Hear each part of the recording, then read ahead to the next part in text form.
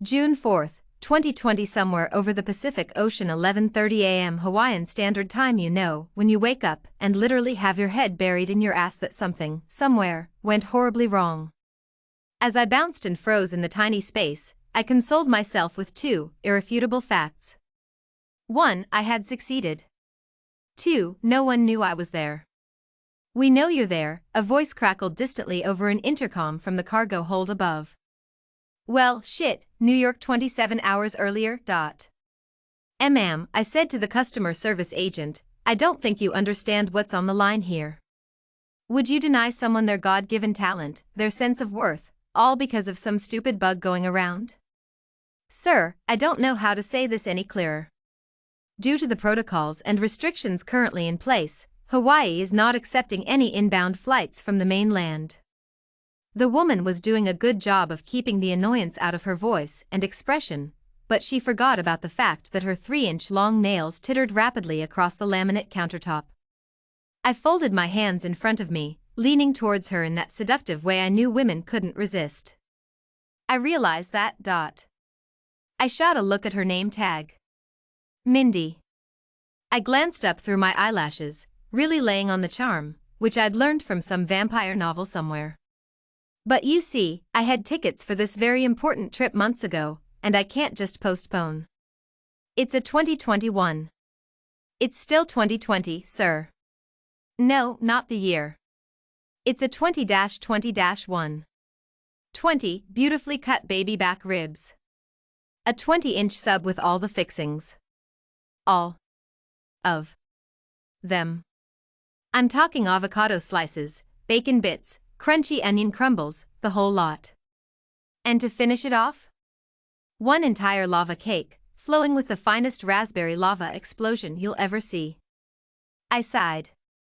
It's the thing that gives meaning to my life each and every year, darlin'. I have to defend my title. I can't not be there. I pull out my wallet and show her the picture inside of me holding that sweet golden trophy overhead, puke riddled down my front. See? Mindy swallowed with difficulty, no doubt at the emotion brought on by such a beautiful sight. "Unfortunately," Mindy said slowly, "circumstances in the world have changed since your initial booking. As I said, Mr. Sharp, we would be happy to either refund the full cost of your flight, or you can reschedule in the future once the flight restrictions have been modified. I apologize for the inconvenience, but that is all we can do for you at the present time." She lifted an eyebrow in a challenge. Damn, did I do the smolder wrong? I straightened up quickly, crossing my arms. Fine. Then I would like to speak to your manager. Mindy didn't even take a beat to think about it. Gladly. Stone cold bitch. As soon as the manager came forward. Could you really call him a manager? He looked way more like a major nightclub bouncer. I mean, honestly. I bounced myself out. Nope, that wasn't going to work either.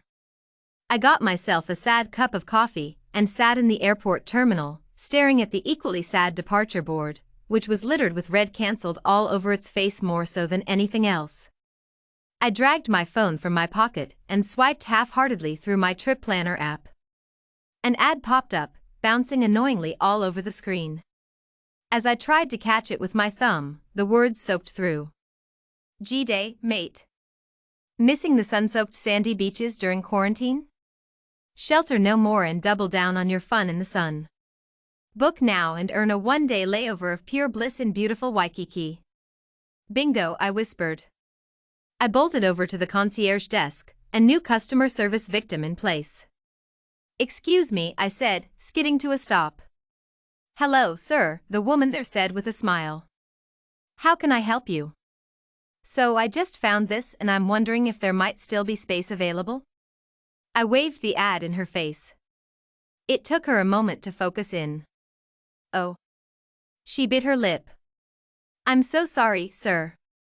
While I'd be happy to book you the flight to Australia, the layover option in Hawaii has been temporarily discontinued due to the pandemic. No. I smacked the counter. She jumped a little, but quickly found her composure again. I'm so sorry. It was a wonderful offer, I know, but we can only stop for our refueling now. Would you like to sign up for an alert when this special is available again? Or would you like to book the flight anyway? I can offer you a discount. But my ears had fallen numb. Refueling? I asked. Yes, she said. It's quite a long flight, so we still use the stopover in Hawaii for refueling purposes. But the passengers remain on the plane, as it's a relatively short process. I nodded. I see. Would you like to book the flight, sir? I smiled quickly at her. I'm going to give it a think. Thank you, though. Of course. If you have any questions, please let me know. I will, thank you, I said. I'm just going to go do some research first. New York 13 hours later? Due to my week and a half of parkour lessons, I knew I could easily scale the chain-link fence surrounding the airstrip. In true form, I sailed over it gracefully with style. As I picked myself up off the ground, I brushed tiny bits of gravel from my gouged knees and pulled my black hoodie a little farther over my face. Then I snuck forward like a ninja in the night. I found the airplane easily enough and slipped beneath its belly. I ran a hand along its side. People did this all the time, I'd found enough articles to prove that. Hidden up beneath the wheel well, they just skedaddled when the plane came into land. Easy peasy. Sure, I could have bought a ticket for the flight, but there would have been too many eyes, too many people to stop me from getting off the plane. This was much better. Hawaii 1 hour after landing. All right, said a slick police officer with an incredible tan as he slid into the chair next to my hospital bed.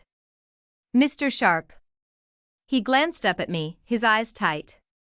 Can I confirm that I am understanding your statement here correctly? You snuck your way onto the flight from New York to Australia in order to attend the You Go Bro eating contest because you saw there was a temporary stopover in Waikiki, where you'd had a flight previously booked and had been cancelled due to the current pandemic. Is that the general gist? I nodded. Yes, you got it. Good on you. The officer's jaw tightened and he closed the manila folder holding my fate with a snap. Mr. Sharp, there have been few cases of stowaways on airplanes in the past, almost none with happy endings. Considering most end in death, people who have done this in the past were often fleeing extraordinary circumstances and felt the opportunity outweighed the risks. We're talking people fleeing political persecution, poverty, civil wars, and so on. He shook his head. Mr. Sharp, what can you possibly say in your defense?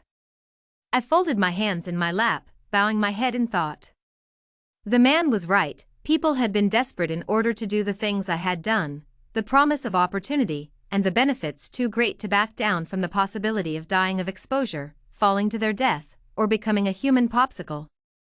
What had it all been for, to me personally? The promise of opportunity, of course, was a no-brainer. He didn't need me to explain that bit. But the risks? I'd nearly frozen to death, I realized, as I felt the walls closing in around me once more. And then I remembered. Did you know, I said, raising my head and looking him straight in the eye, that extreme cold, enough to lower your body temperature, is supposed to slow down your digestion? He blinked at me. Excuse me? I know, right? I nodded.